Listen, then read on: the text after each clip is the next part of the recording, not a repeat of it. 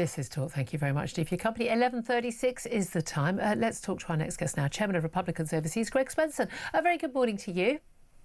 Good morning, Julia. Thank you very much, Steve, for joining us. I want to talk first of all about your president, then we'll talk about your vice president currently in the UK and some accusations about the UK's human rights status and issues right now, Greg. So lots to cover. But let's talk about this meeting Donald Trump is having with the president of Russia, Vladimir Putin, in Alaska on Friday, which they've decided not to invite Zelensky to. It's supposed to be a sort of ceasefire talks, a peace summit.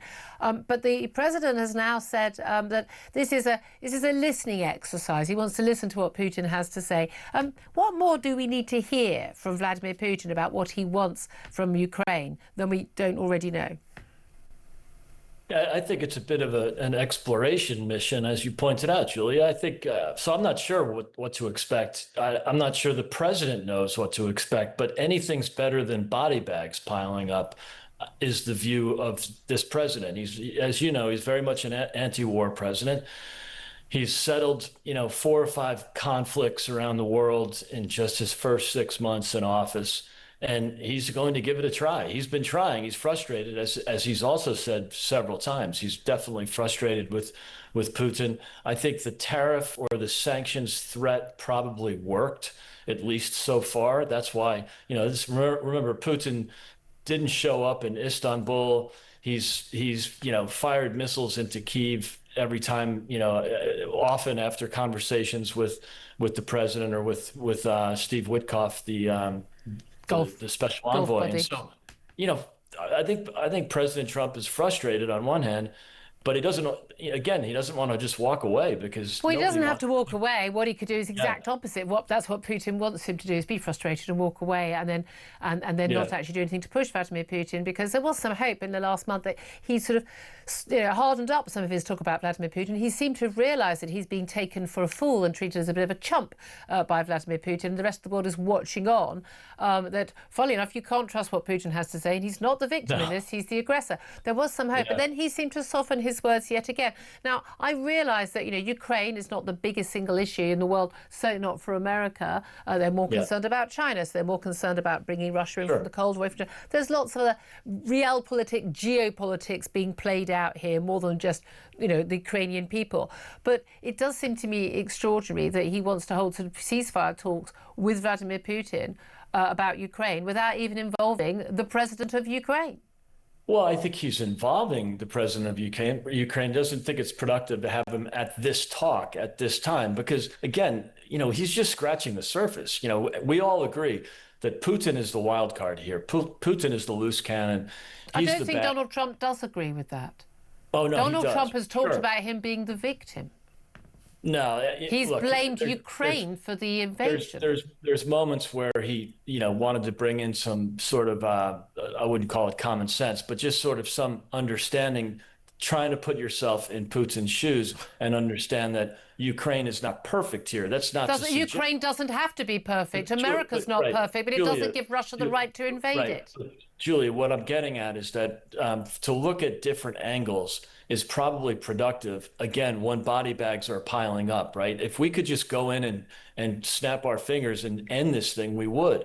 And I think the American people are on the side of Ukraine, that's for sure. But they also understand that Russia has 4,500 nuclear warheads and that this guy's a loose cannon. So, not much different than North Korea and China. You're dealing with, unusual leaders. Yeah, but Putin's not a madman. Putin is not a madman. He's not one of the. He's not an Iranian Ayatollah. Putin is very, very rational, and what he knows is he can get away with invading Ukraine because if America isn't going to basically provide full air cover and absolutely come to Ukraine's aid and allow NATO to come to Ukraine, then he can get away with it. In terms of the territory, Zelensky's made it very clear he's not willing to give up the Donbass region to Vladimir Putin because he knows perfectly well it'd be the staging ground for the next level of the invasion. This is what people in Poland understand, what the Baltic states understand, what Britain understands, Germany understands, and others. That's the reality. But Donald Trump doesn't seem to understand that. Oh, no, he does understand. Absolutely, he does. But he also understands that the Europeans have provided financial support but not anybody, no one has volunteered to go in and actually defend Ukraine with boots on the ground. Well, the Ukrainians say we don't need that. We've got enough men to do that. What we need is the I firepower know and the air power. they love the proxy wars, where so Ukrainians will die, Russians will die, but not anybody. Who loves the proxy wars? I don't want there to be war, but there's a really simple way for there not to be a war in Ukraine, and that is for America leading NATO to say, Vladimir Putin, your forces will be out of this country. This is the end. At some point, we're going to have to confront Putin. Julia, as sad as it is, that might be the outcome here. The president is completely fine with supporting indirectly. Like, the U.S. will provide the weapons and the munitions at great risk to our own military supplies and our own military capabilities. The Europeans, at least so far, are happy to pay for it, or at least they say they are. NATO is going to be much stronger because of Ukraine, but also because of the president and what he's been saying since 2018, that NATO is basically a joke, and they're not. And Europe needs to step up and pay for its own defense. I've always agreed with that. This can end up escalating the war, more body bags, more weapons from the U.S. indirectly, sold through NATO, paid for by the Europeans, UK taxpayers. That could be the outcome. That could well be the outcome. But the alternative outcome is that Russia just sits back for a couple of years and then goes again, and then exits the Baltics, and then as a NATO nation. Are we going to, there is no good outcome here other than Putin being faced down. He's going to be faced. We have to face him down at some point. I would suggest Friday would be the day to do it. Let's talk about let's talk about the vice president, though. J.D. Vance currently on a holiday in the Cotswolds. Personally, I think the Cotswolds are very lovely. I'm not sure that's where I would choose to go on holiday if I was technically the second most powerful man in the world. He was meeting Nigel Farage for breakfast this morning, apparently having a barbecue and a few beers with Tom Skinner, made famous from the Apprentice. But he's also faced a lot of locals, including apparently Jeremy Clarkson, unhappy about the road closures and the security and all of that. But he's spoken many times in public about his concerns about freedom of speech in the UK and human rights issues. And now we've had a formal accusation from the US State Department accusing the UK of having significant human rights issues, including restrictions on free speech. And this is a new version of the annual Human Rights Practices Report. And it says human rights in the UK worsened in 2024 with credible reports of serious restrictions on freedom of expression, as well as crimes, violence or threats of violence motivated by anti-Semitism since the October 7th Hamas attack. What do you make of this? Well, he's got a point. And so, or the State Department has a point. So, look, I think J.D. Vance likes the UK, just like the president likes the UK. He's very fond of the UK, especially of Scotland, but I think the entire UK. That was pretty clear in the first term. I think J.D. Vance, like the president, is concerned about some problems in the UK right now and considers the UK a great friend of America and also a great friend personally. I mean, so he even in Munich, when he first started that criticism, he referred to the UK as our friend. And so you never want to see a friend make a mistake. I can understand that. I've lived in the UK for 10 years. I really love the place, but I see what's happening there. I see what's going on with free speech. I see what's going on with the unrestricted illegal migration. And it's painful to watch. It wouldn't bother me as much if it was somewhere I hadn't lived and somewhere. Yeah, because you feel the affinity with this nation, and we feel an affinity with you, Greg. We're very happy to have you.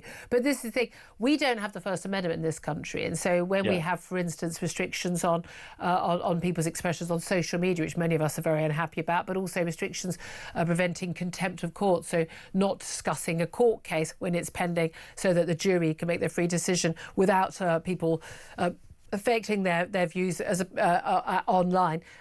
You guys, because it's a terrible affront to democracy. Now, personally, I'm a very big fan of those contempt of court rules, as long as we are able to speak freely afterwards. But there is no doubt at all we are seeing massive attacks on our rights as free speech. We've got the Online Safety Act. But is the concern from the Americans about British people's freedom of speech and a fellow democracy, the motherland, if you will? Or is it actually all about we need to protect our mates who all came to the inauguration and are multi-billionaires who run big California-based tech companies and they don't like it because they might get fined? Yeah, I suppose that would be the cynical view, but it's not. It's not the case, right? I mean, people have been making donations forever, and the Democrats, by the way, had 2 times the contributions, and from the Oh, same you're all as industry. bad as each other on the donations front. Yeah, and so look, the president and the vice president are strong believers in free speech.